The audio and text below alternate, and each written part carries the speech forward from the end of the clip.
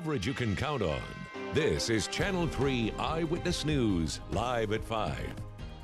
Everybody that lives in this valley always thought the mountain would protect us. Obviously, that's not true. The destruction stretched across the Tennessee Valley. Just wave after wave after wave of storms. There's just really no way you can prepare for something of that magnitude.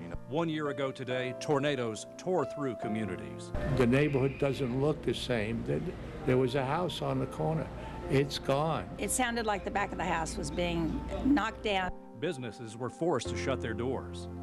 It was devastating to see a place that you've worked in for so many years just be destroyed. Memories that haunt survivors to this day. Not great memories, but very thankful. Very thankful. I wake up and thank God every day for the next breath. But the Tennessee Valley is making a comeback. After the storm, 1 year later.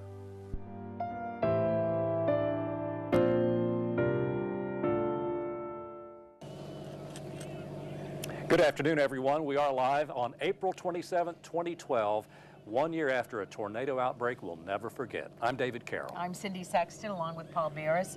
We're all glad to be out here and glad to be among the residences of a family that survived this storm, and they've been telling their stories to us, and we're going to share with you some of the things that happened here on this land in Appleton on Clontz Road. Remarkable to see the path of the tornado.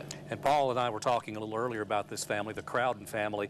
These are pictures, Paul, of right after the storm hit. You see the damage from those trees. It's amazing to me that the house is still standing. The tornado went a little bit behind the house, just a little bit right behind what you're looking at right now. That's where the actual tornado went by, but they had a bunch of maple trees in front of their house. They got all torn to shreds. They're pine trees that are still standing on the other side of the road, which is amazing to me. It is. But they're young pines, so they probably were very supple and they were able to bend.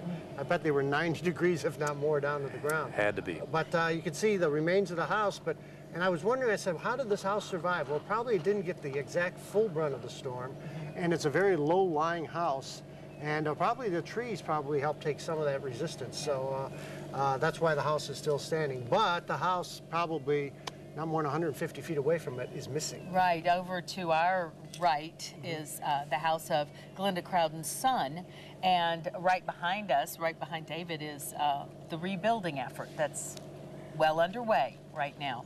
They tell the story of survival, remarkable. Their sons and friends were all there. They were in the basement, Paul, doing what you said to do. That's right. They were in the basement. The son was still sleeping. He works overnights. And so he was sleeping. They had to go grab him and bring him down. And just before they got into the basement, he got blown away. And he thinks he went unconscious, and he probably did, and he had a few scratches. His last thing he remembers is the piano flying by him. That's right. So that's just some items of furniture still missing. That's right. But I'll tell you, for those of you who think that everything's back to normal a year later, you need to see Appleton.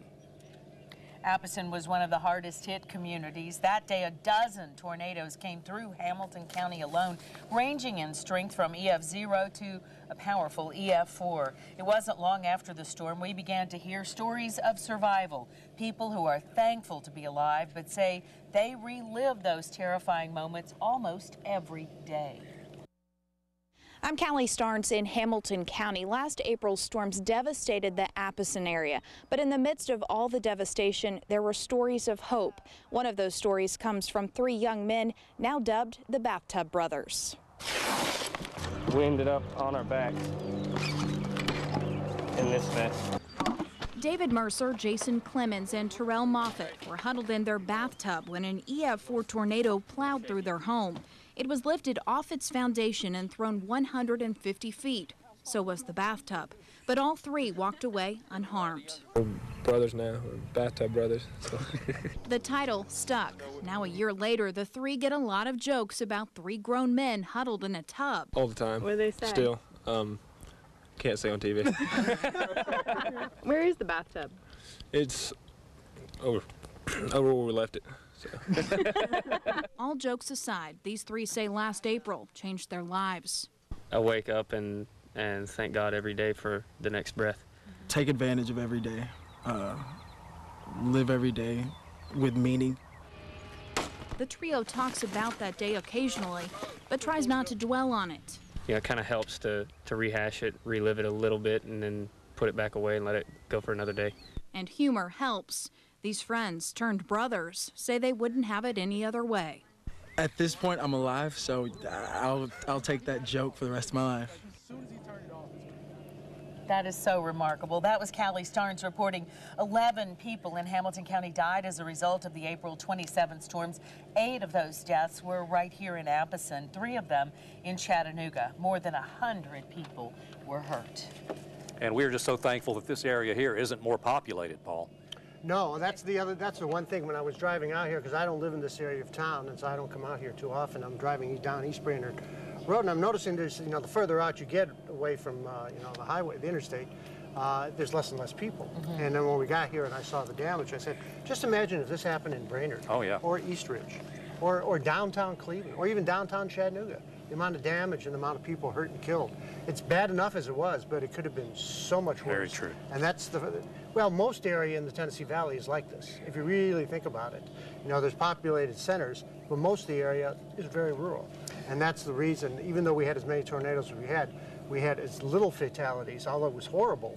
It really could have been worse. Absolutely. Well, before the storm that devastated the Appleton community in Hamilton County, it tore a path of destruction through northwest Georgia, heading this way. Only one tornado went through Catoosa County. It was an EF4, but its strength was enough to flatten neighborhoods and force many businesses to shut down, at least for a period of time. But the doors are once again open. We know tornadoes have no respect for state lines or boundaries, particularly Category 4s. I'm Gordon Boyd off the I-75 off-ramp in Ringgold, where the scars are still visible, but the healing is well underway. You look at it, and everything you worked your whole life to build, along with your father, you come down and it's gone. The winds would shred Jackson Chevrolet. Hundreds of thousands of dollars in new cars and trucks flipped, dropped, dented.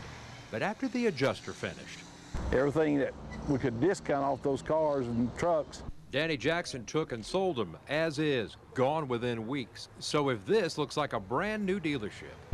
It almost is, it really is. Of course, we had to rebuild the showroom. Thank his insurance policy and General Motors for that, but for giving him and his employees back their lives. I just could not believe how people got in and volunteered their time, and people just started showing up. I mean, dump trucks. They had backhoes coming in. I just knew they were a strong family, and I knew we could get back and we could rebuild. Almost a year later, a looped video playing on the showroom's flat screen reminds Judy Greco of what 200-mile-per-hour winds did to Cochran's furniture. We lost a lot of it. The warehouse was loaded. It was completely full, and the warehouse was gone. And of the pain and prayers to rebuild. They were working from early morning until late at night, probably midnight, 2 o'clock in the morning. For 6 months, no urging necessary for neighbors who also lost almost all, needed furnishings. Business, in that sense, has taken care of itself. And looking back, it's made us stronger, and with our faith and everything, we've just relied on God to get us through this, and He's helped us. In Ringgold, Gordon Boyd, Channel 3 Eyewitness News. Thank you, Gordon. In Catoosa County, more than 24 people were injured during the April 27, 2011 storm.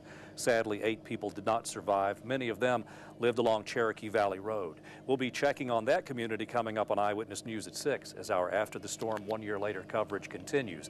And Cherokee Valley Road, of course, only a mile or 2 south of us right here, and that's where this came from. That's right. I could see it merges with East Brainerd, and I could see it as we come by. As soon as I saw it, it was like seeing Gettysburg. Yeah. Exactly. little bighorn type thing. It's that type of thing where you realize how bad it was. And I got to tell everybody, the storm that hit Ringgold is the same storm that hit Appleton, is the same storm that hit South Bradley County too. Right. And it hit Ringgold about 8:20 that night. Right.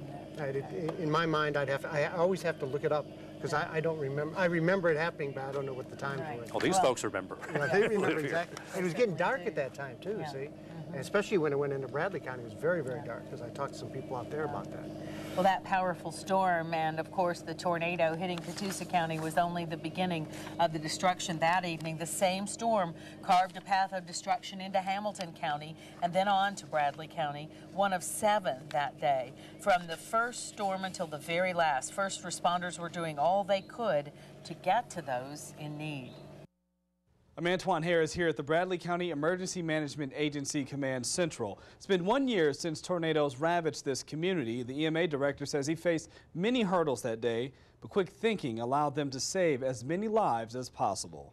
I think that there was moments of frustration of resources and availability of resources. EMA Director Troy Spence says wave after wave of storms made it quite difficult to help everyone who needed it.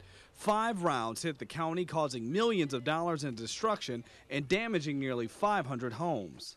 Spence, at the helm of the command center, says he helped get power crews and paramedics to critical spots. Whenever you start getting multiple things and your capability to respond, it does put you on a heightened alert, and it makes you more aware of what you should be doing. Spence maintained contact with each team leader as storms pummeled the county. Months of disaster training just before the storms paid off. The big learning point for me is everything that we had practiced actually does work. Ultimately, 8 people lost their lives. Spence says this has only prompted the county to train harder and never forget the events of last April. We need to take these exercises seriously, even push them a little bit further than what we have in the past. Wow. Yeah, that's a lot. That was Antoine Harris reporting, and as we mentioned before, 7 tornadoes hit Bradley County on April 27th of last year. Nearly 100 people were hurt, and in Bradley County, 9 people died.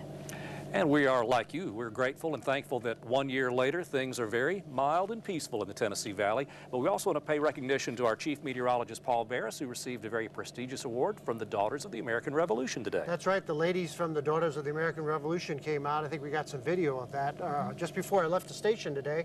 And they presented me with this award, but I'm accepting it for everybody here at Channel 3.